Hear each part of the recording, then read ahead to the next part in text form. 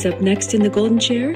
Teuta Towler, career and holistic leadership coach, using tools to release what no longer serves them and embrace themselves as the leaders they're meant to be. I am Christina, your host of Women Getting Visible.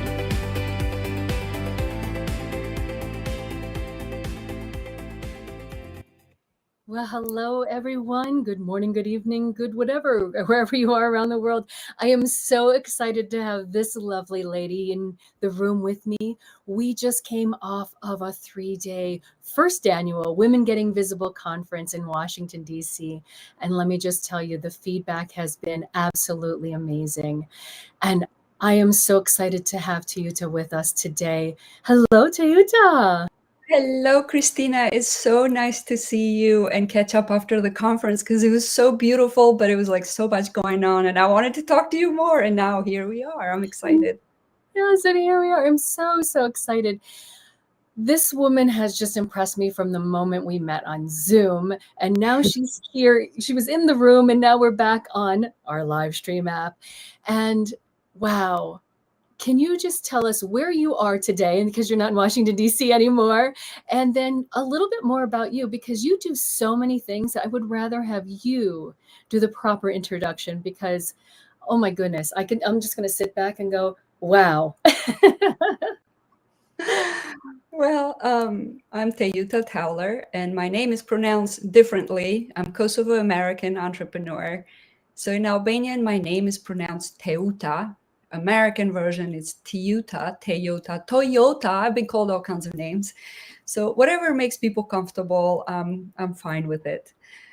I am currently in Outer Banks, North Carolina, beautiful island right here. It's the Albemarle Sound behind me.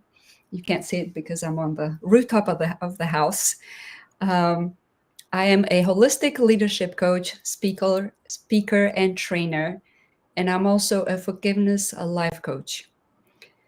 I have so many tools and strategies that I combine when I do coaching and speaking and training, but I'll wait for the rest of the story to unfold as we go on with this conversation. Oh my goodness, absolutely. And let me just say, we could sit here and talk for hours, and there's so many fascinating things because I had the honor of chatting with you between, the little breaks of sessions and speaking, and just really in an awe moment with you. So I can't wait till we dig into that.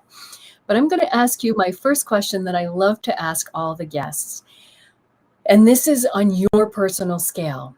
If 1 is the least amount of visibility and 10 is the most amount of visibility, where do you see yourself? This is a challenging question, to be honest, because, and I can answer this 2 different ways. Spiritually, I believe I am as visible as I'm meant to be at this time, at this place. Now, physically, comparing, the amount of people that are in this world and how many people I can connect with them, either in person, through social media, through website, the numbers compared to global, I would say I'm a 1. Wow. So, there's so many people in the world and I haven't reached them. Maybe it's not even 1% of the global population. That is really interesting. And what I love about it is it's a real honest answer, because we want to, do so much and reach out to so many people. But you're right. I mean, when I look at it from, just the female population of 4 billion women, of going, of those 4 billion women, how many have I been able to reach so far? I love the women I have been able to reach, but it's, if I don't keep reaching, then what's my mission worth? So exactly. I want to keep reaching. So for me, when you say it that way, it's like, yes, let's climb to 2 and then we can climb to 3. That's exactly. beautiful. Yes. And I think in this day and age, with all of the tools and resources and internet connection, is like the sky is not even the limit anymore. We can reach and go to the 10, no problems. Yeah, absolutely. Considering the population there are in remote areas when they don't have internet. So I'm saying we will never reach everyone 100%. So I don't think I can ever reach, or anyone for that matter, can reach the 10. That's true. That is true. If And we're talking about being visible global, but if we're mhm, talking about, okay, I want to be visible in North Carolina, in United States, in these states, in this country, in this area, if you narrow down your geographic area, then you can reach and be a 10. But yeah. globally, no. Well, and I like what you said too about the spiritual part. I am where I need to be at this moment, Yes. because I love that, because you can find that personal space and going, am I where I need to be today? Then maybe in my inner self, I am a 10 today. But maybe I didn't do the things I wanted to do or hoped to do. So maybe I'm just a 6 today because I slept in. Yes, but I want to piggyback on that, because it's like, if your energy today, it's a 5, but you use all of that, then that's still 100% of you showing up. Yeah. Yeah. So I have a question. What was it that made you decide to get more visible? Because you're also a speaker. You put yourself out there and you teach people. What is it that kind of gave you the spark to say, you know what, today's the day? Honestly, the first time that I wanted to be a speaker was when I was 15 years old, and our rights were taken away to study in Albanian language while I was growing up in Kosovo. I had just finished the high school and I was getting ready to go to college, and they just took our right to study in the native language. So I joined the student union, and I was speaking, and I was creating signs and going on the media, whatever I could to get that message across. And that was my first time getting visible and kind of getting out of my comfort zone. And I've always been visible or on stages or on the radio or television for one reason or another. But the latest where I was the most visible was 2 years ago, when the war hit in Gaza. There was an opportunity to share a story in a speaking contest organized by Grant Cardone and Pete Vargas, and it was called 10X Stages Contest. So initially it was on Zoom, and I shared my forgiveness story of going through the war and how my anger almost caused me to be a criminal, and the power of the I am that got me back into my true self. And then from that place, I started practicing forgiveness and helping people who were literally committing a crime, killing Albanians who were part of the Serbian military, and they didn't want to do it anymore. And through forgiveness, I connected with those people, and some of them asked for my help to run away from the military. So that was the story that I shared 2 years ago on that stage, and I made it to the semifinals, and then went to Miami, and I didn't make it to the finals, but it was the first time when I felt my story needed to be heard. And it wasn't about me getting visible. For some reason, I never make it anything about me. It was the reason that people needed to hear that message in a moment of so much pain and grief and frustration, in a moment when there was just so much division and so much friction. And I wanted to share my forgiveness story because I felt people could use that, even if it just gives one spark of inspiration to, even not to fully go, into forgiveness, because I know that's not possible right away, but at least just to light a little flame, a little spark, so somebody can say, okay, I need to think about this. What am I doing, and how can I step into myself and not let the external pain and anger and frustration change me as a human being to be a worse version of myself? Wow. And that in itself is so powerful. That's one of the things in particular over the weekend, of meeting so many women with so many backgrounds in so many different countries and coming in such a diverse room. And the story that you told me, I was just floored by, because, when we live in our cushy houses and we live, in a way that we don't know what other people are experiencing around the world. And then we stop and we go, oh, wow, that is your story. It happened to you. It's real. And it's not just something you read in a book or watched a, little ticker go by on the news. It was real it happened to you. Can you share a little bit more about that talk with us, about what it meant? I believe what it meant for me was just getting something out of my chest also that I haven't shared before. Because up to that point, I never told anyone that I helped Serbian soldiers run away from the military. It was something that I was afraid of sharing, because when you're helping your enemies, you become an enemy.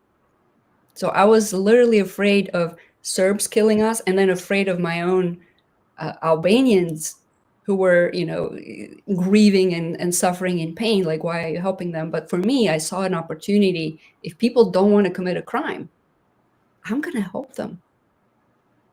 Wow. That is, and I know this sounds so silly, but it's almost like, that mothering instinct that comes in. You don't want to see another human, somebody's baby be hurt in any way, any shape or form.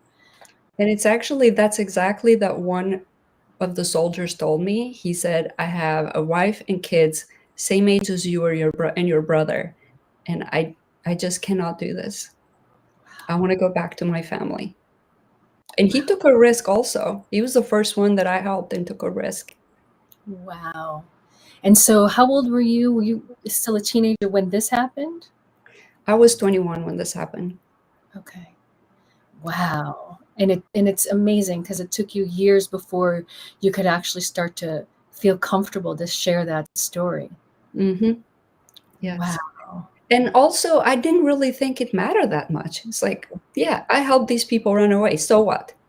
It wasn't like, yeah, there's no reason. Like, what's the point? But when I saw an opportunity where people actually could practice the same thing and elevate to a higher level of consciousness and stop judging people and start to see a different side, because I believe everybody has an evil side and the good side. And the line is very, very thin. But the more we work, the story of feeding the good wolf, the more we feed our good side, that's the side that dominates. And then, the root is the I am. It starts to build that I am. And that's where all your values show up. And then you can't help but help others.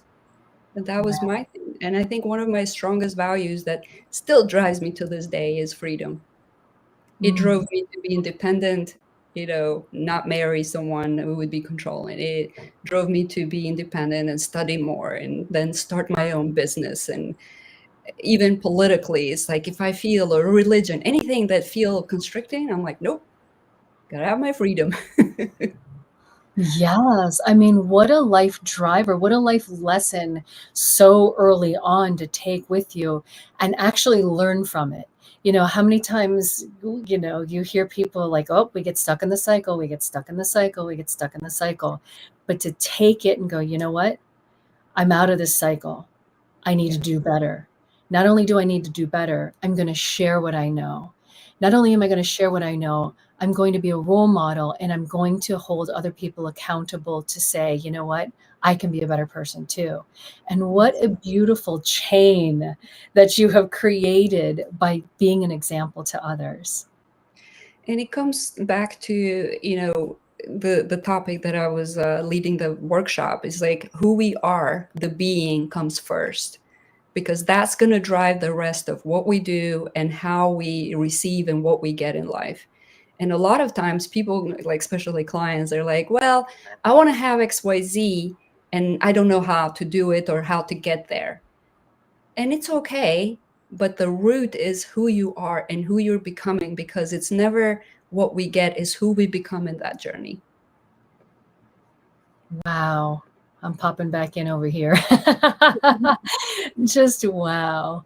And so how does this relate now with your clients and what you're doing with people? Like, what are some hard lessons that you tell people? I think the hardest one for everyone is the ability to let go. As Buddha says, attachment is the root cause of all suffering. We have an attachment to ideas and people and places and things. And that attachment, a lot of times, including with what we've been heard and the stories we've been telling ourselves, that keeps us from moving forward. So even though the clients come with like, okay, I want XYZ, a lot of times is millionaires who just want to go to from 5 million to 10 million to 100 million.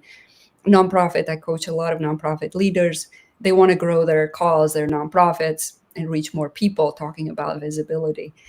And so we go back to, okay, let's gain clarity, who you really are and who you want to be. That's the foundation. And then the clarity of what you want to achieve. What is your legacy? What do you want to leave behind? And then we start, okay, what can we do with what you have, where you're at? And this is where the forgiveness starts to fit into that kind of a framework of coaching that I have, because we start to build confidence. Because you don't do and you don't get what you want without having clarity first and then building that confidence. And part of building that confidence is really commit to what you say you were going to do and commit to your identity, to your values. So then your actions are aligned with your goals. And then, of course, when you have this commitment, and then through accountability and coaching with consistency, people do reach their goals. And the reason I work with leaders is because I see so much, like the effects quadruples, the impact is big. Imagine, I have a CEO who has 500 employees, and the next day he has an awareness about something. He goes to the Monday meeting, talks about it with his team, and then the whole thing changes. Like, it creates this ripple effect that is just so rewarding for me personally. And this is one of the reasons that I love leadership coaching the most. And I love that, because you're affecting from the background in an invisible fashion, in a way, the visibility of change. And Yes. That's incredible. So what do you think is the most impactful? Like, when you look at your recent work, that really your proud moment? I think my proud moments are my children, to be honest. Oh, share. Yes, That's I've worn so many titles. Like, I've shared the story that I was a nurse and I was a computer programmer, a software developer, and nonprofit leader and CEO of a marketing company, and now speaking, coaching. I teach at the leadership at the community college. But still, my favorite title is being a mother to Sarah and Eric. Oh, see, and They are my joy. that's the best, honestly. And I, as a mother as well, I mean, there's something special and unique. And Yes.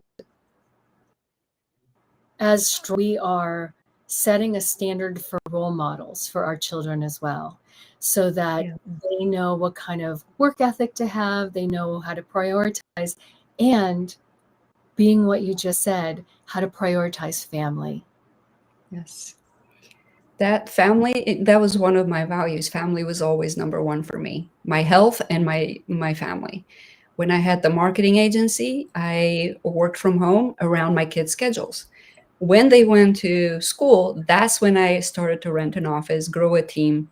And even then, I remember my son was 5 years old when I was going to look at the property to rent an office.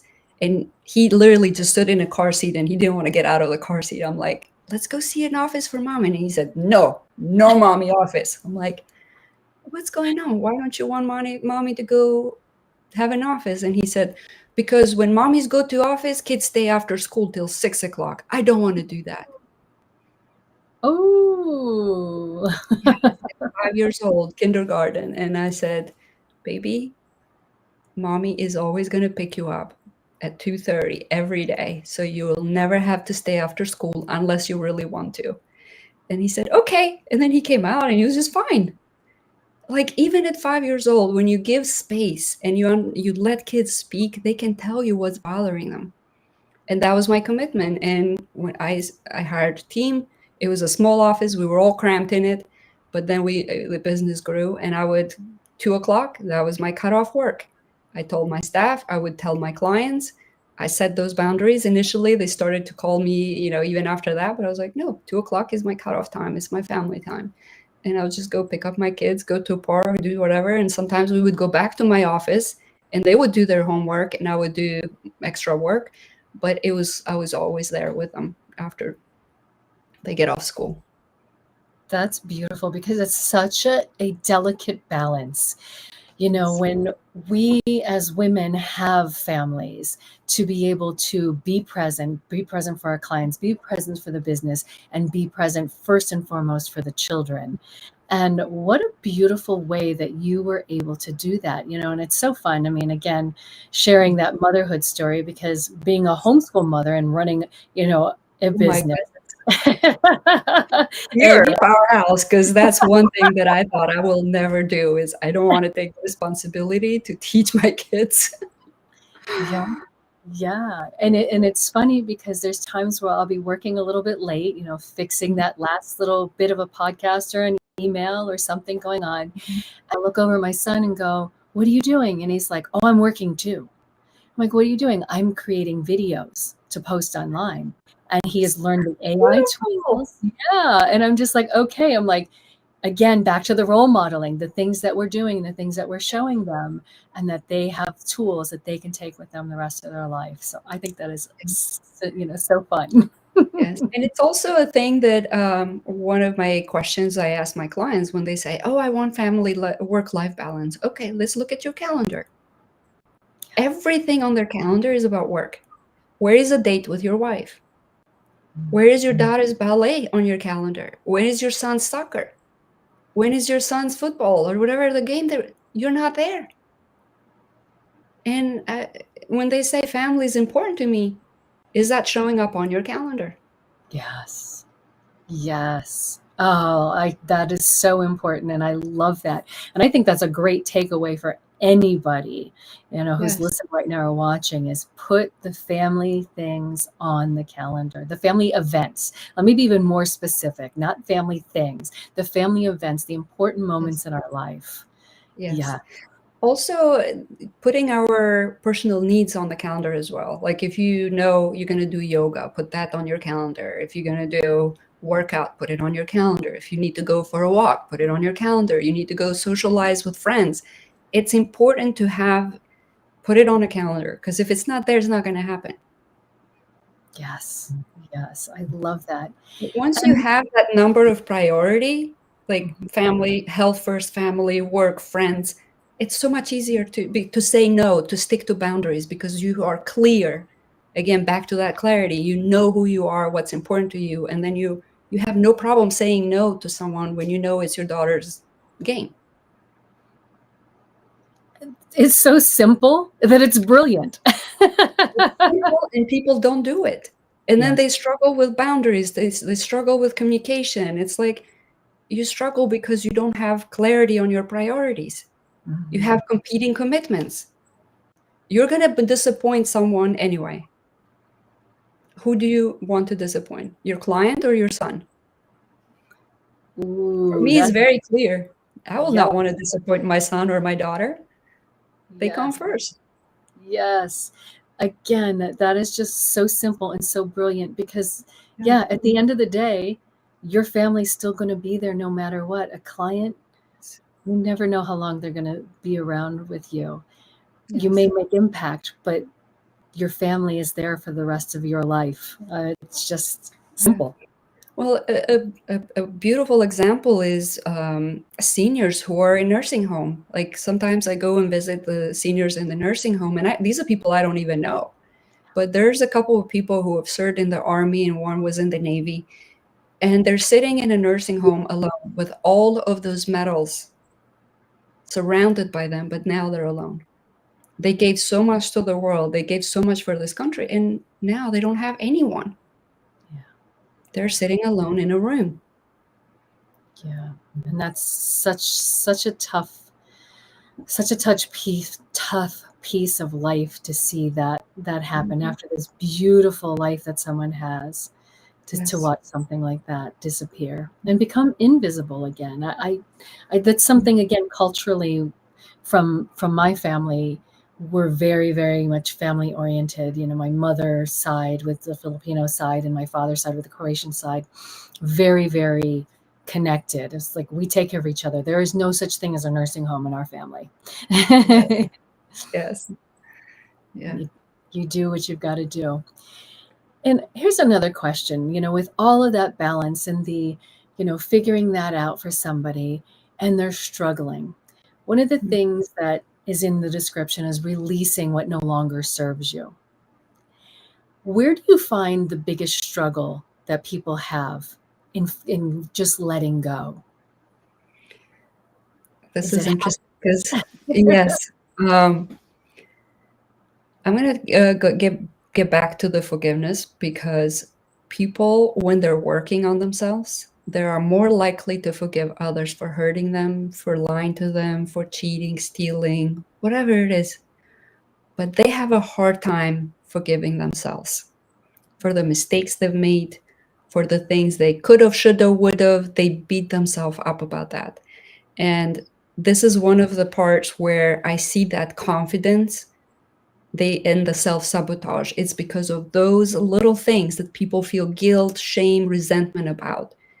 And that's the part where, when we work, it's the hardest part of the journey, to be honest, because we all have something about, we could have, should have, would have. And letting go of that, so it doesn't really affect our present time, our present life, whatever it is that we're trying to achieve, to become that person, we really need to be free from the past baggage and not beat ourselves up in order to move forward.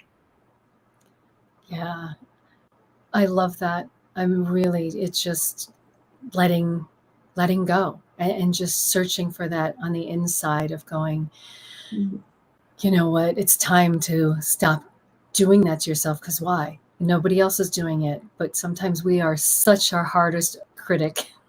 Yes, yes, we are our own worst enemy. What Yes.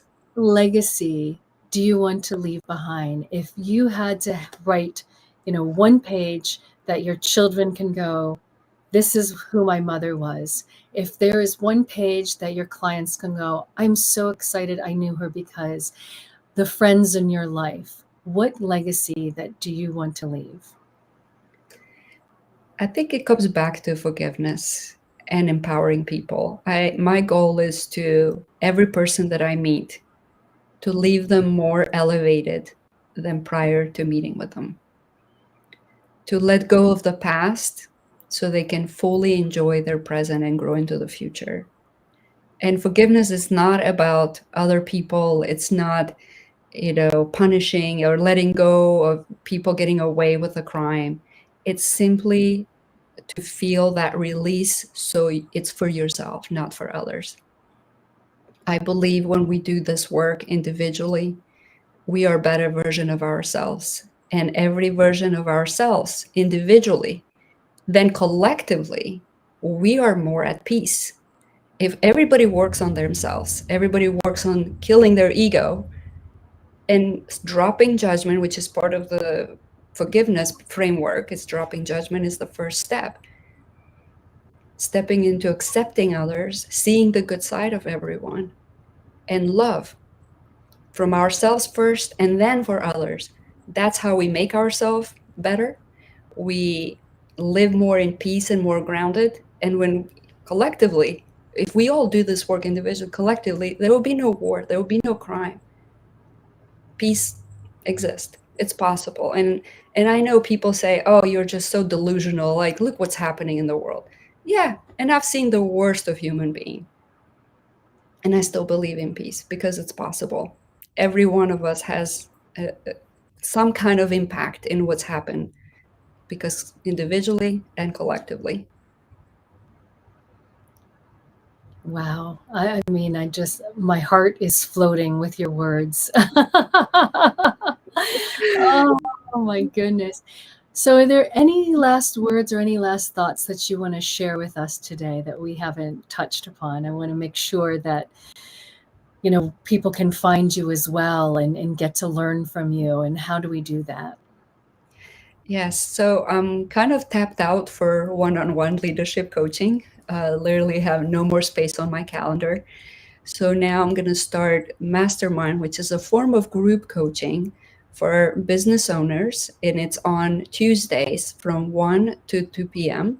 And it's called Mindset skill set, and tool set. Because what I see with entrepreneurs is they don't have the right mindset. They have an idea, but back to that confidence and clarity. So this is the framework, is working on the mindset, and then working on the skills. What skills do I need to develop? Finding that gap. And then the tools, because there's just so many softwares and shiny object syndrome, and people get confused, like, what do I use, how do I use, what do I do? So I'm using my marketing background, my entrepreneur background. I love people when they're starting up businesses. So that's one of the groups that I do now. Is starting November, and it's every Tuesday. We meet from 1 to 2 p.m. and we work on those 3 things. And then the other one, it's on Thursdays, and this is just for nonprofit directors, because their leadership is slightly different, because they've got to deal with a board, with fundraising, with their staff, with volunteers. And so I coach both, because I have both of that experience. Like I've had a nonprofit, I've had a business, and my global experience now coaching people around the world through a company that I have a contract with. And we coach MasterCard employees, Verizon, Palmetto GBA, and I coached Centene. And so it's a lot of work and a lot of experience. Like all of those things that I went through in my life now really do help me in this current job. Fantastic. And is there a website that we can go to? How do we find you? Yes, my website is teutatowler.com. All of my social media handles are at Teuta Towler. Fantastic. So we can find her there. And if you want to join some mastermind courses, she's the one to head to. Thank you so much for being a speaker at the Women Getting Visible and joining me again today. I can't wait to talk to you some more and share all of your insights.